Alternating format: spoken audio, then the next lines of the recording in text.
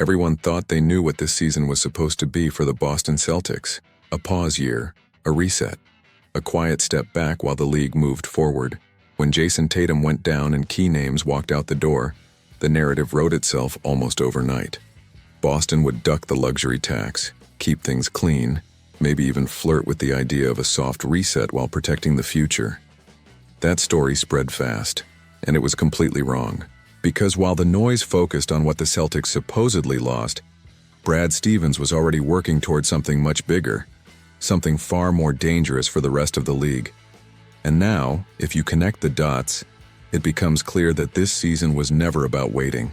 It was about positioning, about setting the stage for another aggressive championship push that could reshape the Celtics roster once again.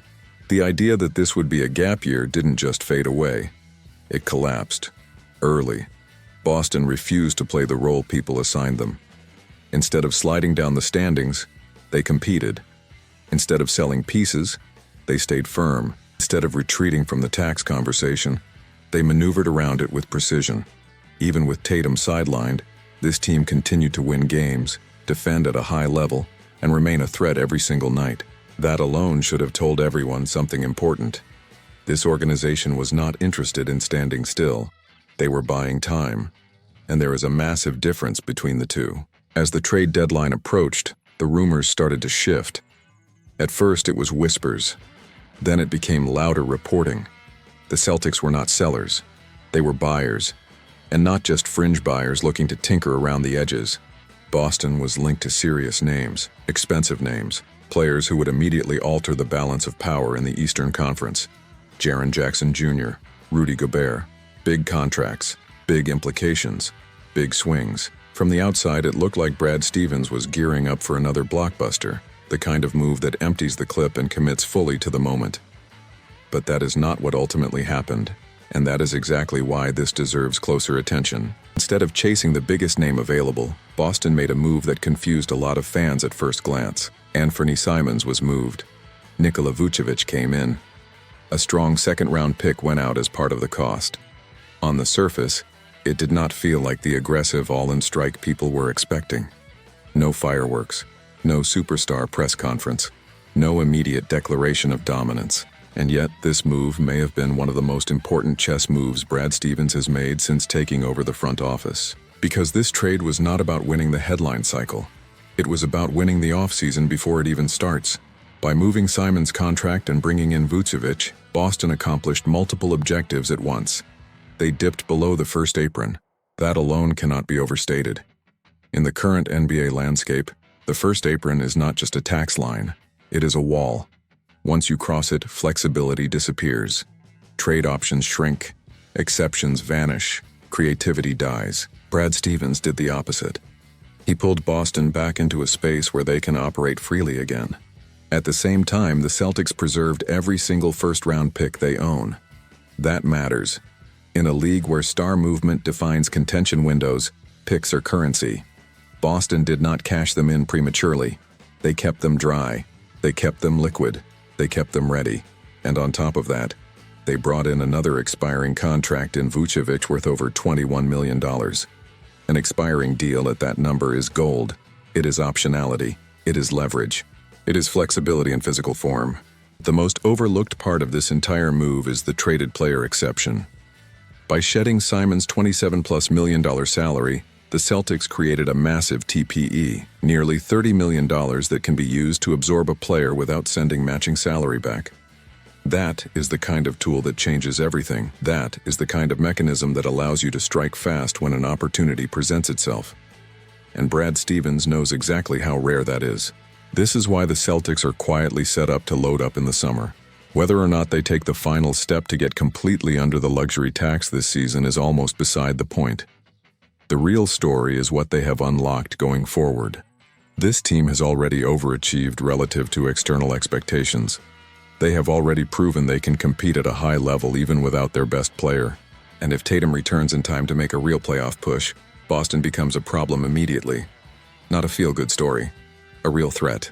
But even if this season ends without a championship banner, it will not be a failure. In fact, it may end up being one of the most successful bridge seasons in recent Celtics history. Because at the end of it, Boston will not be trapped. They will not be capped out. They will not be restricted. They will be armed. Look at the books for next season. The guaranteed contracts are remarkably clean. Jayson Tatum, Jaylen Brown, Derek White, Sam Hauser, Peyton Pritchard. Then you have minimum deals and rookie-scale contracts. That is it. No bloated long-term mistakes. No immovable deals clogging the roster. That kind of financial structure is intentional. It is the foundation for a strike. This is where the conversation shifts from what the Celtics did to what they can do. Because with full trade flexibility restored, a massive TPE in hand, and a stockpile of draft assets still intact, Boston can realistically enter the conversation for almost any player that becomes available. That does not mean they will chase the biggest superstar by default. Brad Stevens has never operated that way.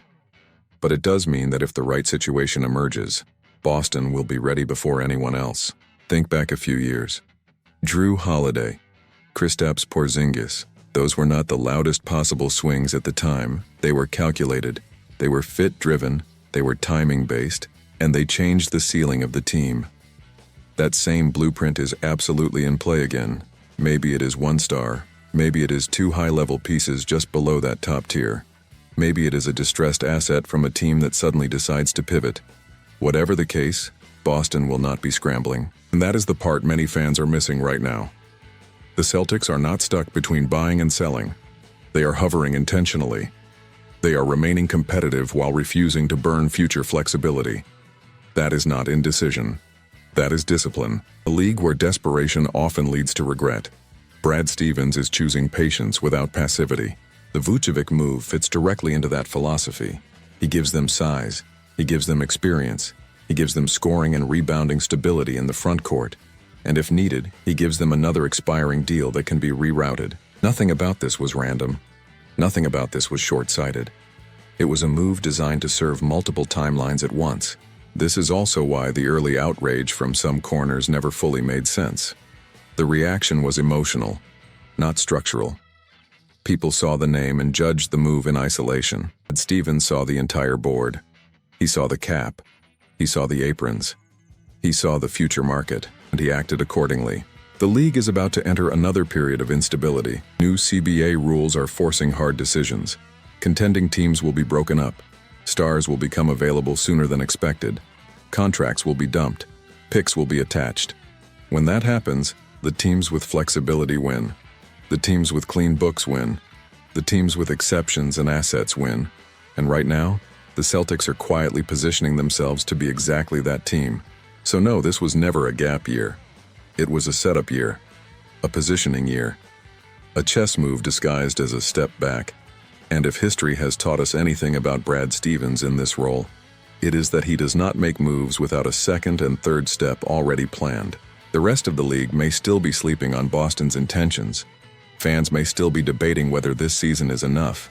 But behind the scenes, the Celtics are gearing up for another massive makeover. One that could once again place them right at the center of the championship conversation. If you want to stay ahead of those moves, understand the strategy before it becomes obvious, and follow how this roster evolves into its next form, make sure you subscribe to the channel, drop a like if this breakdown helped clarify the bigger picture, and let me know in the comments what kind of move you think Brad Stevens should make when the summer finally arrives.